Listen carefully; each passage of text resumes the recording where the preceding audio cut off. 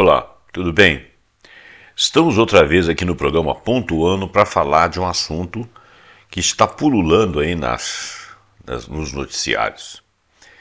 Refere-se a uma possível guerra mundial que seria denominada a Terceira Guerra.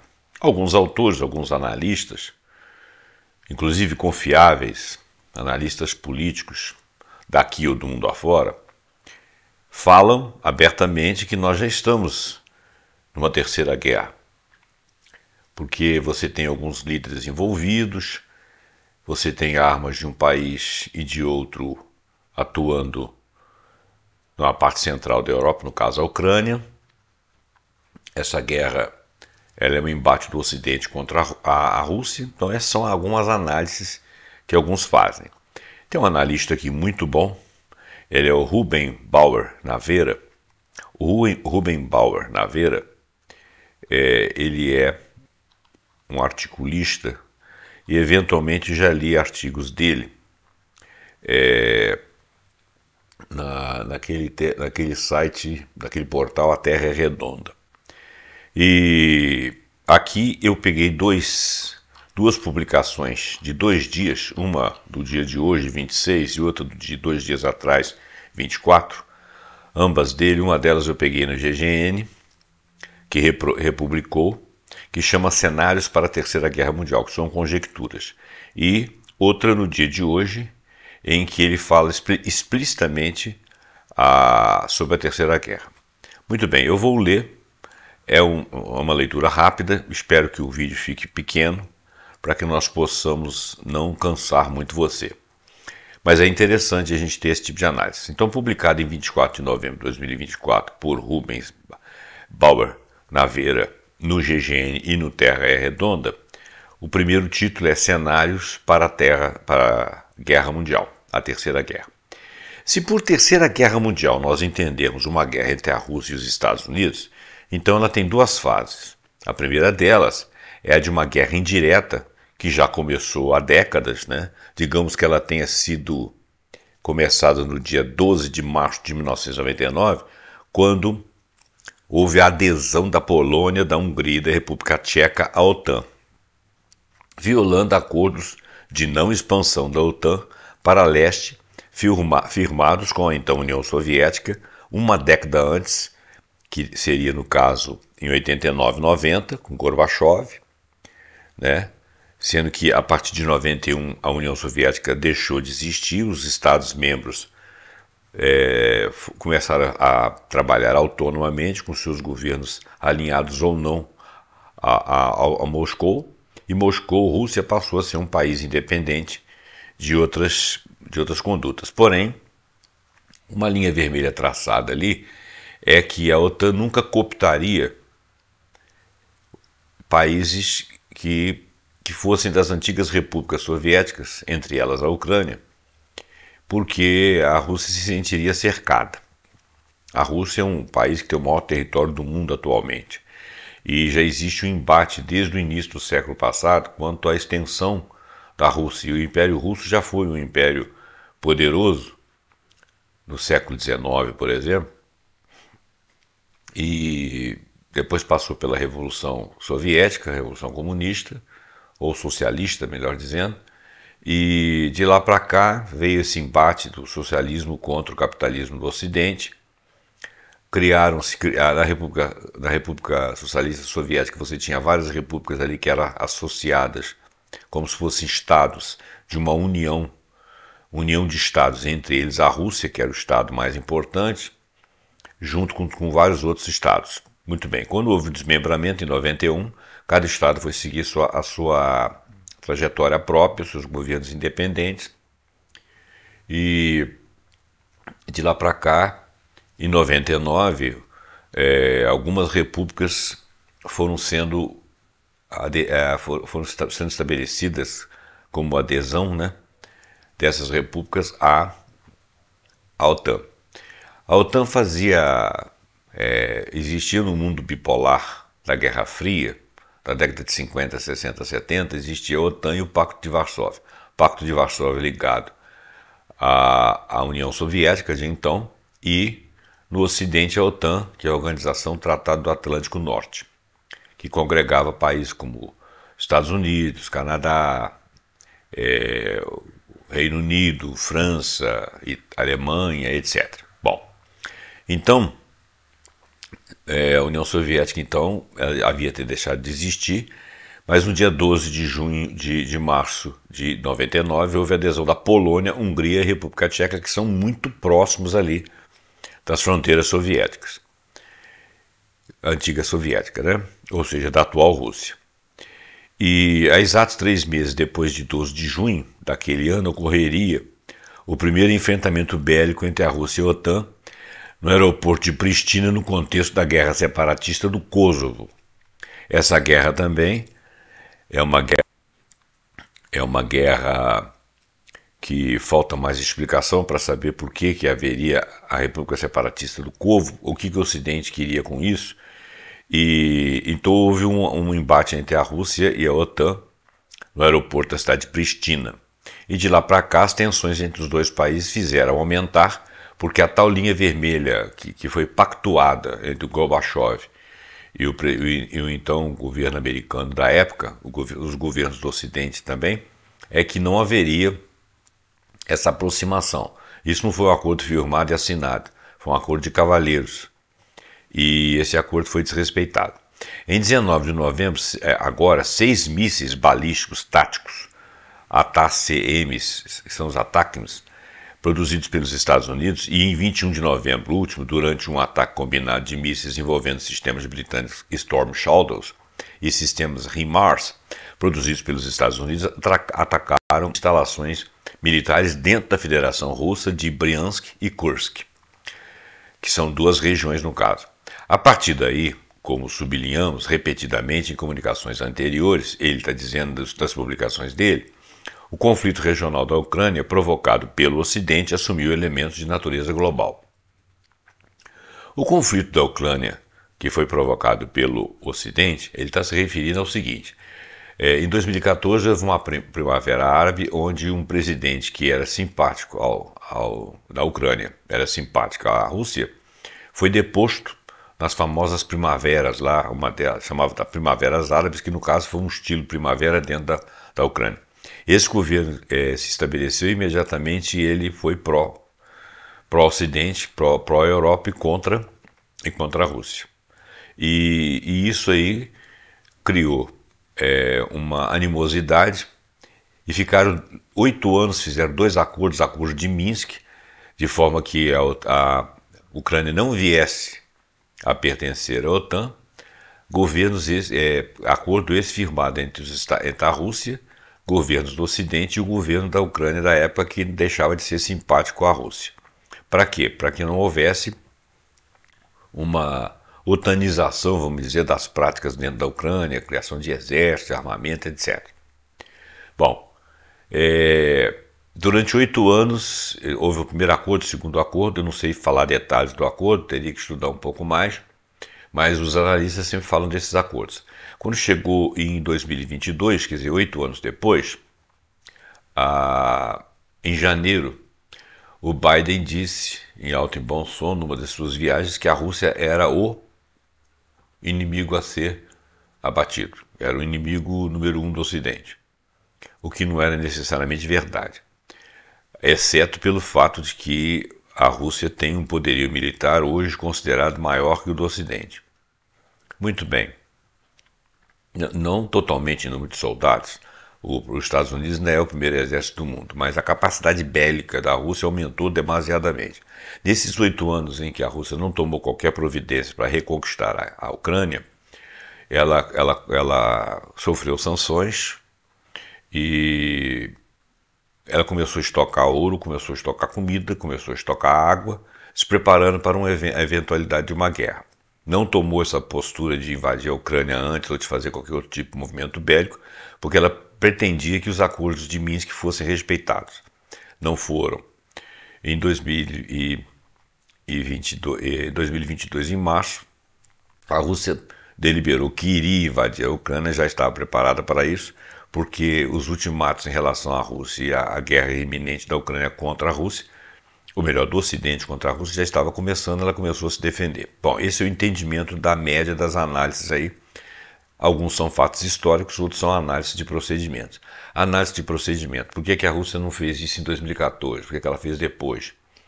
E por que ela fez numa determinada data? O que tem as declarações de Joe Biden? Quer dizer, são coisas de bastidores que alguns analistas trazem para a gente e alguns analisam de acordo com as suas filosofias, ou melhor, com as suas ideologias, né? Alguns são pró-Ocidente contra a Rússia, alguns são pró-Rússia contra o Ocidente. E eventualmente aparecem analistas que analisam a coisa friamente sem tomar partido de nenhum lado, o que aliás é ideal para nós. Bom, então continuando agora a leitura, a partir daí, como sublinhamos anteriormente, repetidos matérias que esse autor fez, o conflito regional da Ucrânia, provocado pelo Ocidente, segundo o entendimento dele, assumiu elementos de natureza global. Por quê? Vamos lá. Declarou também que nossa decisão sobre futuras ações militares dependerá das ações dos Estados Unidos e seus satélites. Isso aí é um posicionamento do russo, né? Daquilo que seria o Itamaraty lá dos russos, né? Muito bem, não poderia ter sido mais explícito. A Rússia reconhece em guerra contra o Ocidente, ela se reconhece, contudo, como um derradeiro chamamento à razão dirigido aos líderes ocidentais, ela ainda aguardará pelo início das hostilidades diretas por parte da OTAN, ou seja, se a OTAN realmente resolver assumir a proteção da Ucrânia e passar a atacar a Rússia vai retaliar. Esboçamos aqui alguns cenários plausíveis para desdobramentos possíveis, isso aí do alto da incógnita que está gerada agora do dia 24 para cá, ou seja, de domingo, 24 de novembro de 2024, são as análises. Primeiro cenário. Com medo da guerra direta, a OTAN refuga e suspende novos ataques com mísseis ocidentais em território russo. Por quê? Quando os mísseis ocidentais, autorizados pelo Ocidente, a partir da Ucrânia, atacam a Rússia se sente atacada pela OTAN e por todos que representam a OTAN. Então todos seriam passíveis de sofrer o contra-ataque e a guerra se generalizaria. A Rússia tem os seus comparsas, vamos dizer, os seus apoiadores, né, aqueles que fariam bloco ao seu lado, e a OTAN teria uma outra quantidade de países. Isso aí, pela quantidade de países envolvidos, se estabeleceria um conflito mundial que pode, né, ter chances de ser um conflito atômico, que é muito perigoso. Então, esse é o primeiro cenário. No entanto, os líderes ocidentais já deram mostras mais do que suficientes de que menosprezam as chamadas linhas vermelhas que eu mencionei da Rússia. E, além do mais, os agentes do Deep State americano, que governa de fato os Estados Unidos e não o Joe Biden, têm grande interesse em viabilizar de antemão o futuro governo Trump. Atribuímos, assim, a possibilidade de 10% de efetivação desse cenário, ou seja, eles vão prosseguir no ataque, fazendo com que o governo Trump, ao assumir, ele não consiga paralisar a guerra, porque ela teria tido um andamento e estaria em um determinado impasse. Então esse é o primeiro cenário. Segundo cenário, a Ucrânia prossegue com a sua campanha de ataques a território russo com o respaldo da OTAN e a Rússia se abstém de responder, aguardando pela inauguração da presidência de Donald Trump em 20 de janeiro, para quê? Para que o Donald Trump fizesse o conflito ser paralisado, sentasse nas mesas de negociação com a Rússia, porque não interessa a Rússia continuar a guerra, para ela não é interessante, o que é interessante é que a Ucrânia não seja da OTAN. Ela não quer continuar a guerrear lá dentro porque é extremamente desgastante. Os ucranianos eles já perderam uma boa parte do seu território, um quarto do seu território, e tiveram muitas baixas, não entre civis, mas entre soldados. Mas, de qualquer maneira, os ucranianos, embora não tenham etnia russa, eles são considerados primos dos russos. Os russos e os ucranianos têm a mesma origem. Bom, esse cenário equivaleria a considerar que a Rússia estaria blefando, coisa que não se verificou ao longo de todo o percurso da guerra indireta que aconteceu aí desde 1999. A probabilidade disso aí é 5% apenas, ou seja, a Rússia ficar quieta, né? Terceiro cenário, os ataques da OTAN via Ucrânia prosseguem, a Rússia responde atacando instalações militares da OTAN.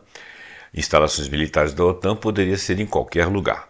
Novamente, conforme declarado por Putin em seu supramencionado discurso, ele diz: nós nos consideramos com o direito de usar nossas armas contra instalações militares dos países que permitem o uso de suas armas contra nossas instalações.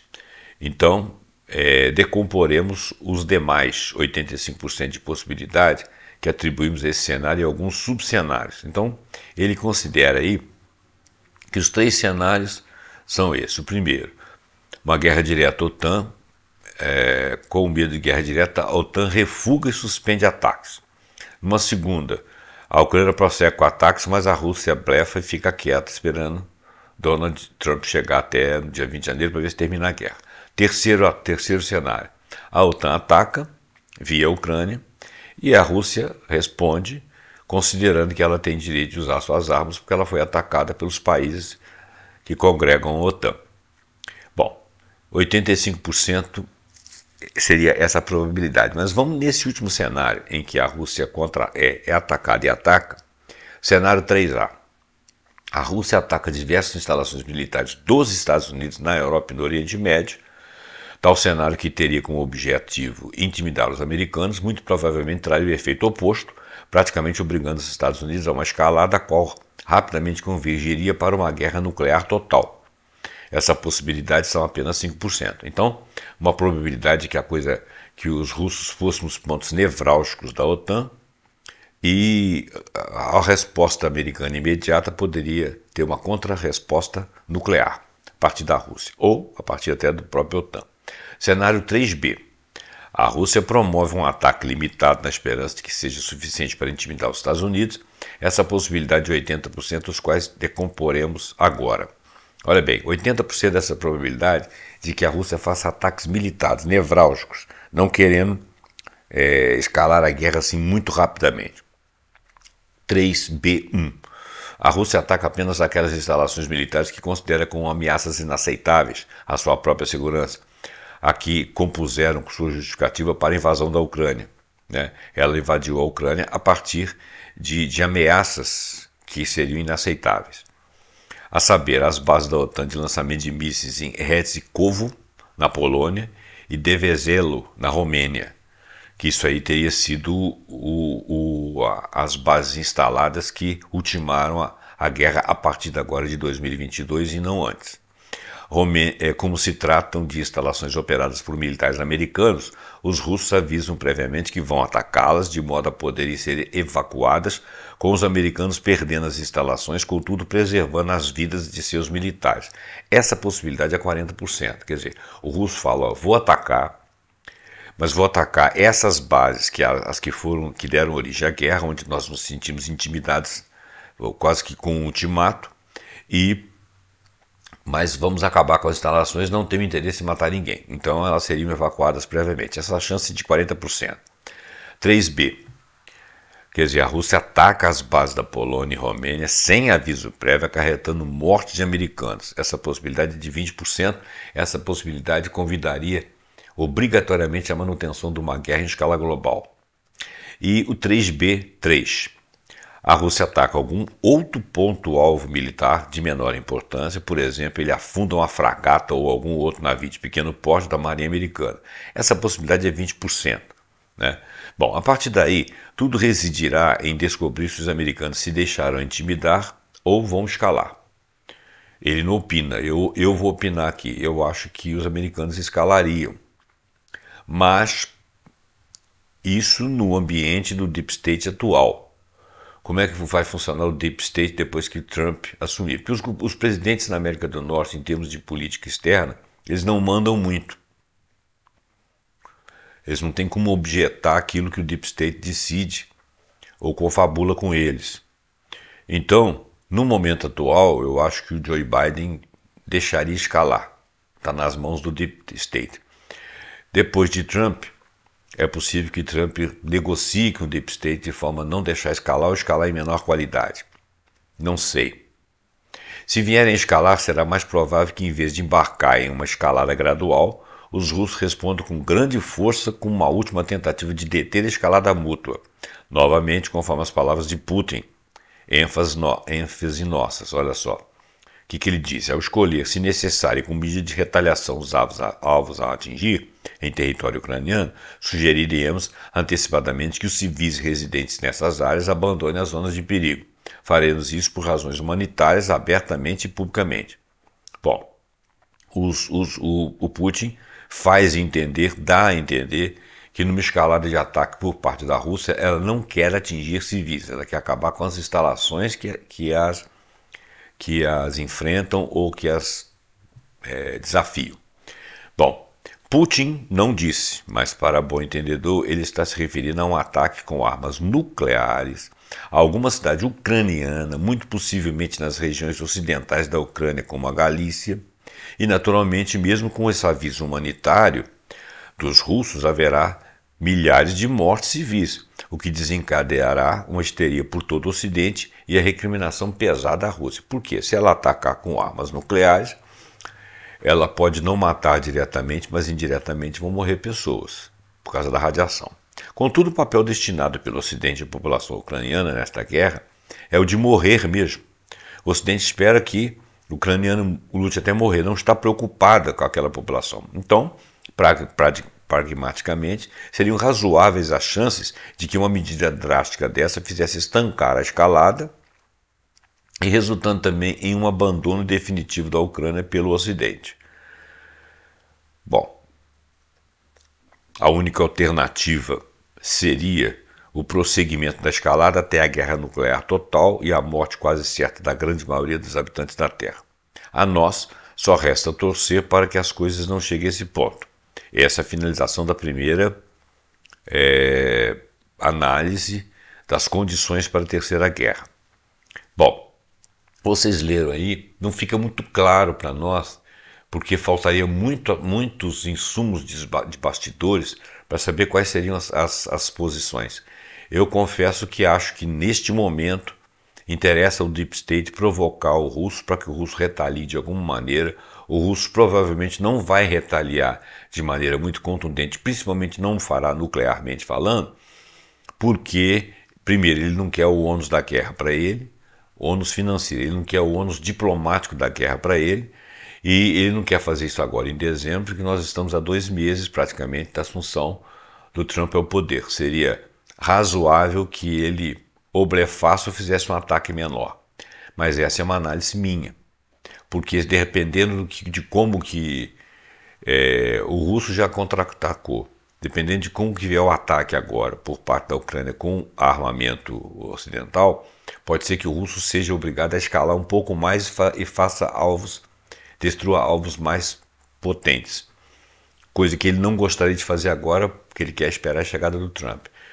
Ao fazer isso, pode ser que com a chegada do Trump, o Deep State esteja no comando dizendo ao Trump, você fica quieto, porque isso aqui depende de muita guerra e o Trump não vai ter coragem de paralisar a guerra e sequer vai ter moral para chegar a discutir um acordo qualquer que interessa ao russo.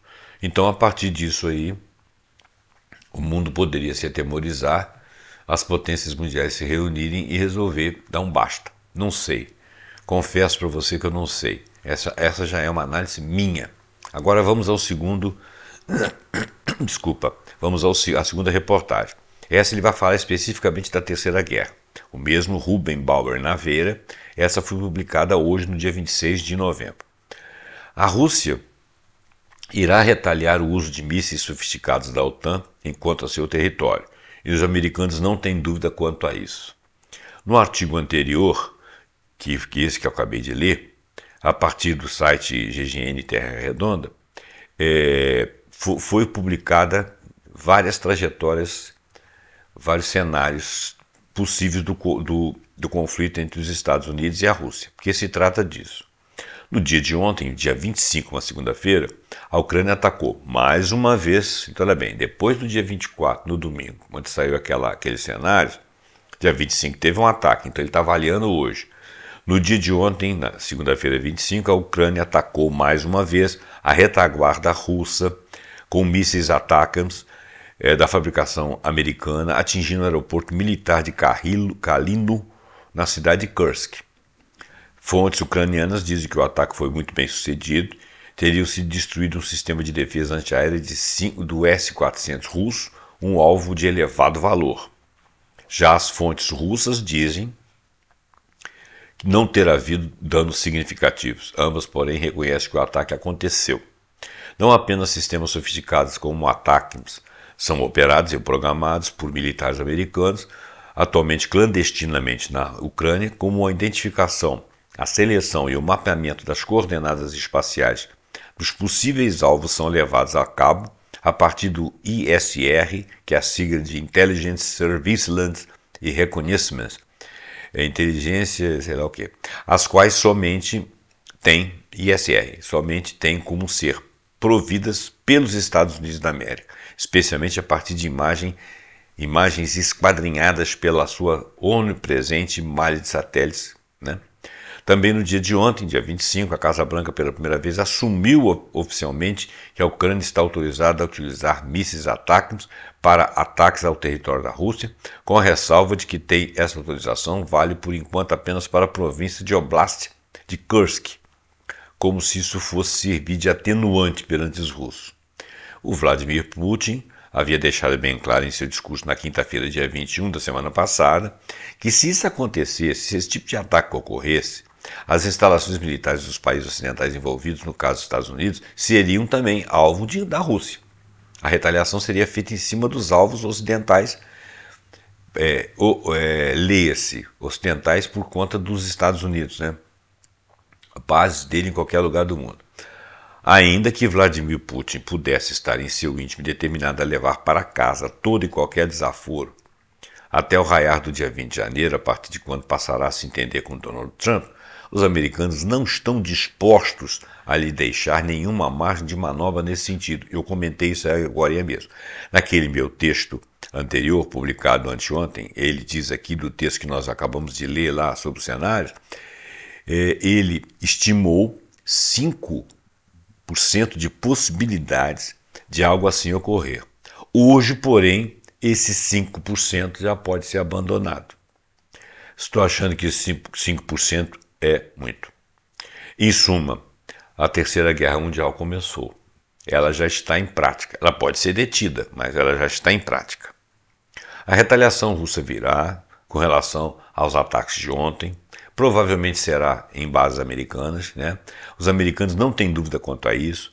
Ainda assim, eles já estão preparados para a pós-retaliação, ou seja, para a escalada militar contra os russos.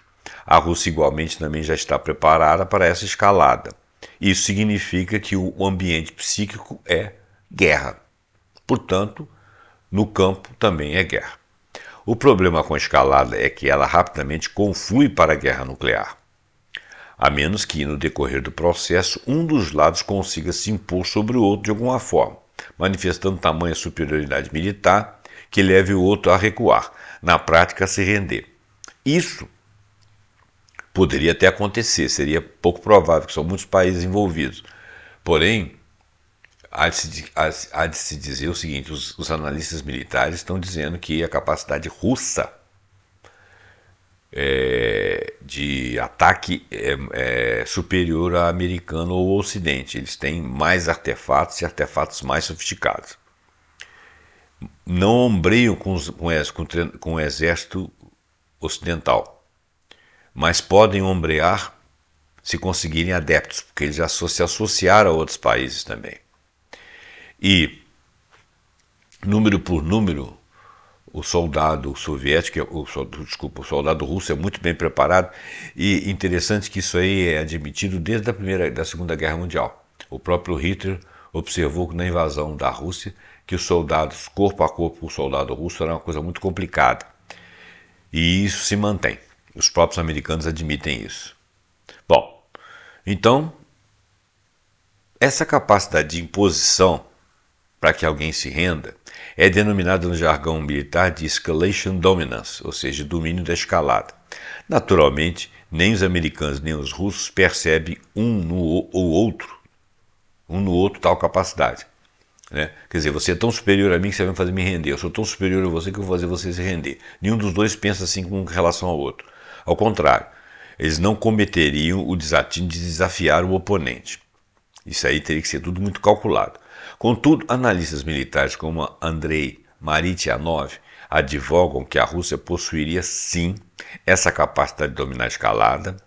Tomara que ele tenha razão, do contrário o conflito culminará em uma guerra nuclear. Por que o autor aqui está dizendo tomara que ele tenha razão? Porque se o russo provar uma capacidade muito maior de ataque, isso vai fazer com que o outro lado reflua, arrume uma desculpa para não parecer rendimento e a guerra perca a força. Nós podemos chegar a acordo de paz. Se o contrário for verdade, ou seja, se os americanos sentirem que podem intimidar os russos, eles vão até dividir a Rússia em vários pedaços, porque esse tem sido o objetivo histórico. Então, o ideal para que a guerra não continuasse seria realmente que o russo tivesse a capacidade de intimidação, de um prejuízo razoável, a ponto que as potências se reunirem e falam, não, antes desse prejuízo, até chegar a uma guerra nuclear que vai ser total, vão parar por aqui. Mas enquanto tiver ombro a ombro, enquanto eles puderem escolher as armas, eles vão continuar, até que pode chegar no momento em que alguém ache, bom, já usei todas as minhas armas, agora eu vou usar nuclear. O outro também. Bom, no meu texto de anteontem, dia 24, que eu já citei aqui 500 vezes, tomei por base as palavras de Vladimir Putin em seu discurso no dia 21 para prever que a Rússia, em algum ponto da escalada, jogará uma bomba nuclear em alguma cidade ucraniana, dando, no entanto, aviso prévio de modo a propiciar uma fuga de o máximo possível de civis.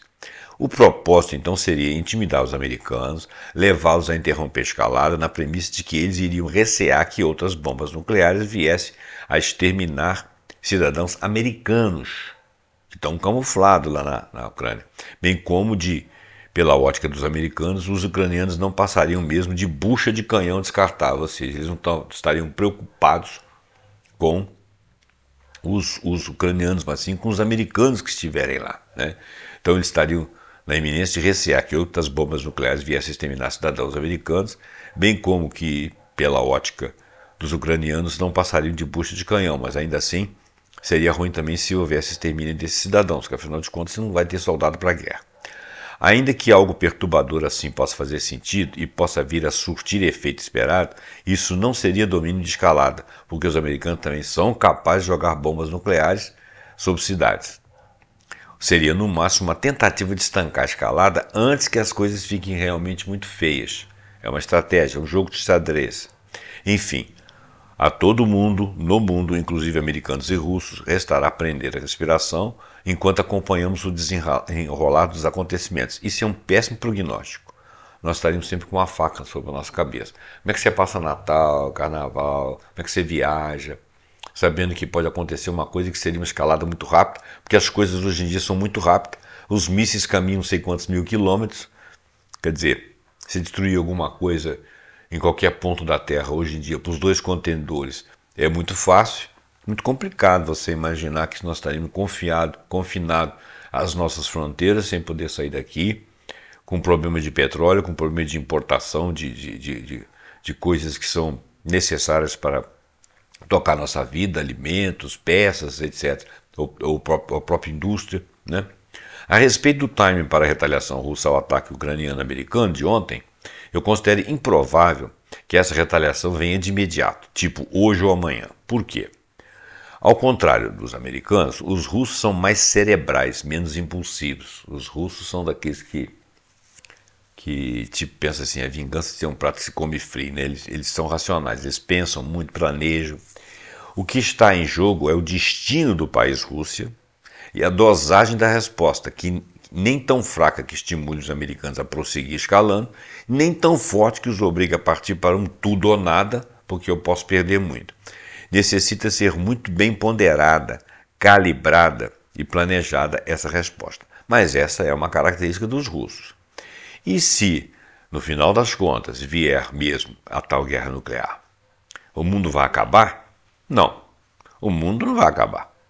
O que vai acabar, com toda certeza, é este mundo ao qual estivemos acostumados desde os dias que nascemos. Então, precisaremos inventar um novo mundo e um novo modo de vivermos nele nossas vidas. Partilhei as minhas reflexões a esse respeito no texto Pós-Guerra Nuclear no Brasil, que é um próximo texto que eu vou falar aqui conosco, com vocês. E eu convido vocês a acessar. É uma boa pergunta essa de o que será o pós-guerra nuclear no Brasil. Ora, isso aí provavelmente ele deve fazer análise com relação à questão do que vai acontecer, né? Tipo, parece que ele fez aqui quatro textos. E aqui está na parte 4, né? Eu teria que ler o primeiro, o segundo, o terceiro e depois o quarto, né? E eu vou deixar para uma outra oportunidade que nós façamos isso, que de repente são análises interessantes. Muito bem, gente, o vídeo já está ficando grande, o ideal é nós acabarmos. Eu espero que você tenha gostado do vídeo. O podcast aqui não é muito claro, porque embora esses caras externem seus pensamentos, a partir de vários outros analistas que pensam em conjunto, eu tenho lido uma boa parte, mas também não tenho tanto conhecimento para poder entender aquilo que emana lá dos bastidores dessas guerras, fica difícil a gente ter uma previsão do que pode acontecer. Mas infelizmente é atemorizante, né? A gente está com um fim de ano aí, com gosto de fim de mundo e fim dos tempos, né? Então nós podemos estar temendo agora fim do mundo, fim do ano, fim do mundo e fim dos tempos.